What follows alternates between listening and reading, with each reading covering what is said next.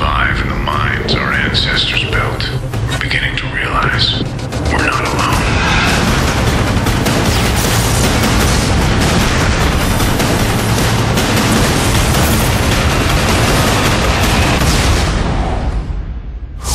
Red Faction 1 was very successful right out of the gate. The ratings were really high, got a lot of very positive reaction out of the fans. And there we were, planning the sequel immediately. In Red Faction 1, our standard enemies were humans and these mutant creatures that you had to fight. In Red Faction 2, you had humans again and these nano-zombies.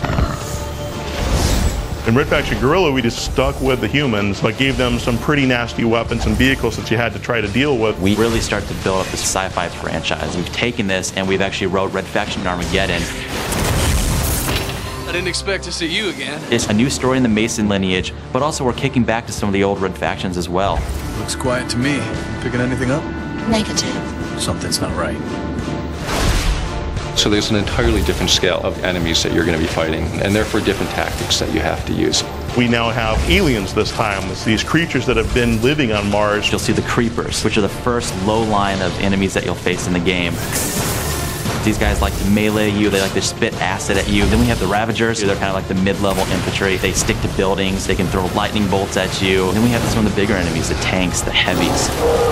They can overrun you, they can stomp on you. Beyond that, it's just destructive weapons, destructive environments, new ways of approaching battles with enemies.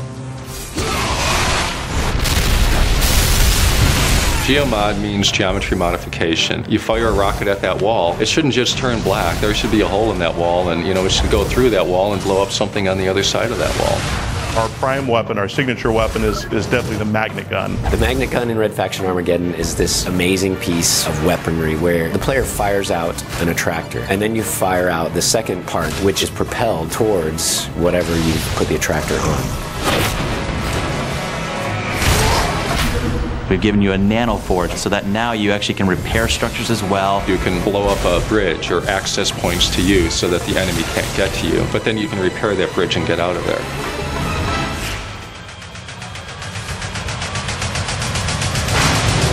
We've had a lot of fun being able to come up with some of these types of weapons that are really maximizing destruction. I think at the core of it, it is a game, it's entertainment, and it's got to be fun. I think we've really tightened it up with Red Faction Armageddon. It's still the only destruction game in town.